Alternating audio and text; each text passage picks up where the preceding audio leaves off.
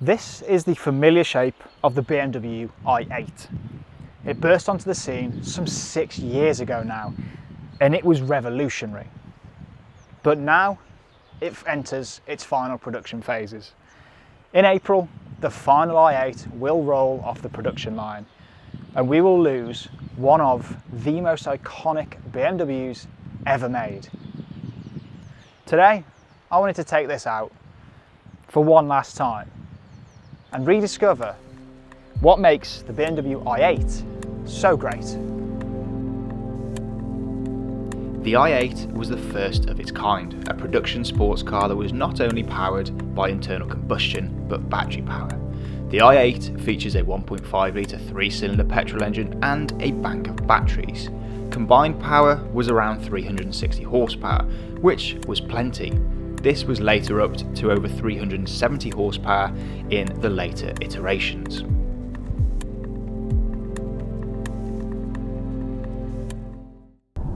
I have been extremely fortunate to have driven a lot of i8s. I've spent an awful lot of time in them, whether it be the coupe or the Roadster like this. I've taken one up the fabulous Chateau Impney hill climb. I've taken one for a very early morning blast through the rolling hills of Wales. And they are fabulous. Every single time I drive one, I'm shocked by how good they are.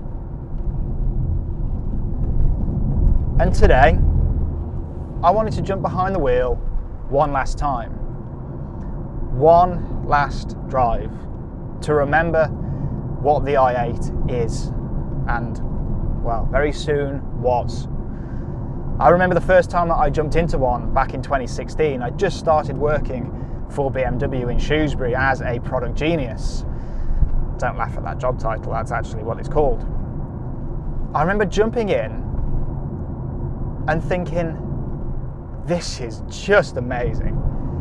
I'd wanted to drive one for a very long time. It was the one car that I was desperate to drive from BMW when I started the job. I loved the way it looked. It looked so futuristic at the time, and even now, it looks incredible. Some 6 years later after its launch, how many cars can you say have aged as well as this thing? There's probably not a lot. I love the dihedral doors that were just silly. They were impractical. And I remember sliding in over the ridiculously high sill here, the carbon sill, falling in and thinking, this is so futuristic, but yet so familiar. You jump in and you think everything is like real futuristic. The materials and the way everything's laid out, you think this is really futuristic. But then when you start to actually look at it, you've got the iDrive system, familiar BMW. The dials in the centre are brilliant. They were some of the first digital dials in any BMW. And it's in moments like this now, at a set of traffic lights, in complete silence, that really get you about this car. This was the car that introduced hybrid technology really properly to the world. There were obviously hybrids before this, like the Toyota Prius and so on, but the i8 was the car that made people sit up and go, ooh, that's really cool. It was the car that really made petrol heads like me think that when the world turns electric, there is still hope for the ultimate driver's car. And what a brand to do it. So I've been to loads of petrol stations in these, and the funny thing is you get so many people looking. You slide in through the mad doors, you get in, you turn it on, and then there's nothing. Even to this day, when I've been to events and things with this car, people still don't quite understand that this is a hybrid, that this car is part electric. People are shocked by that when you roll in complete silence. It was revolutionary when it came out, and even to this day I would say it's revolutionary. People have copied this, likes of the Honda NSX and so on. You've got to remember that this car actually came before the mighty Porsche 918, the McLaren P1 and the LaFerrari. This car was the pioneer.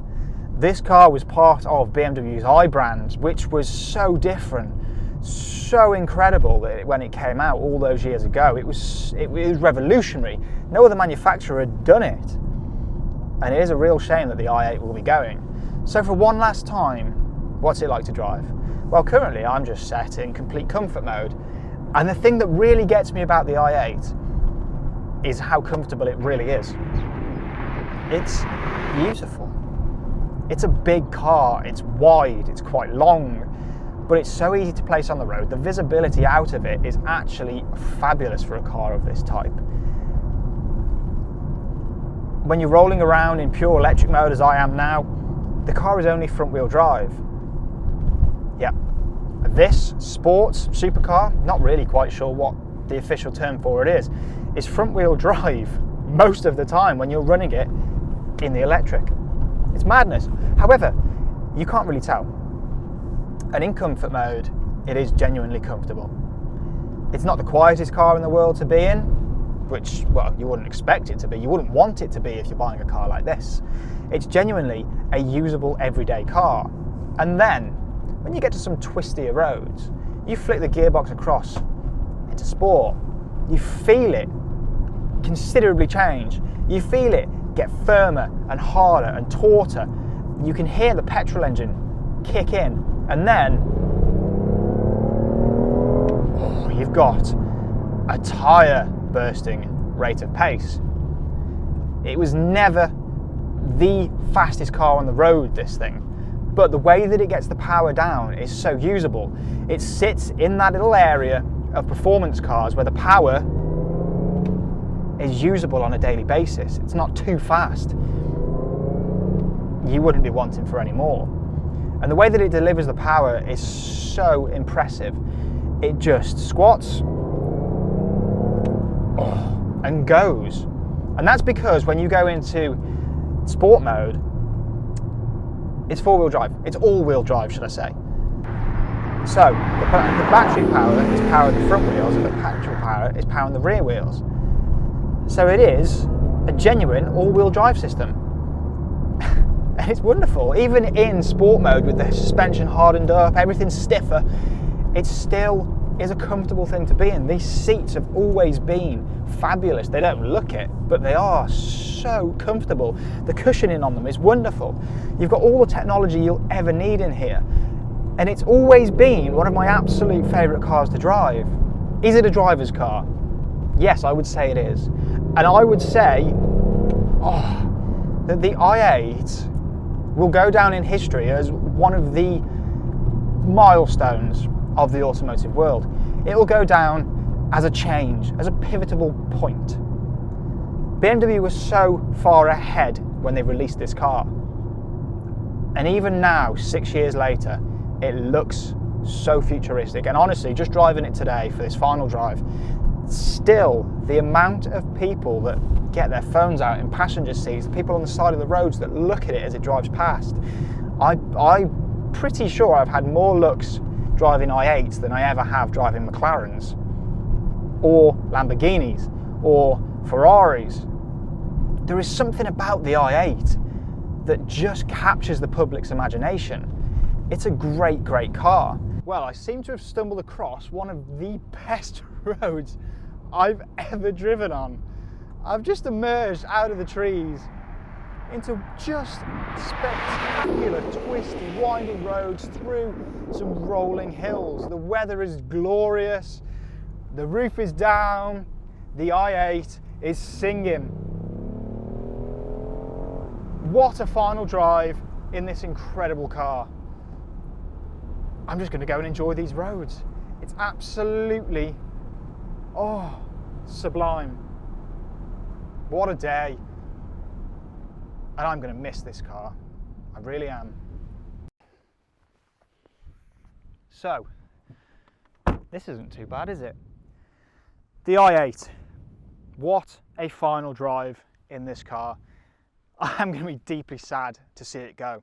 But it came, it saw, and it conquered. It gave us petrolheads a taste of what's to come in the future. So for that, I say thank you. And, well, considering we've got some of the best roads around us, I suppose we should just go and enjoy our last moments with it. I'll catch you guys soon.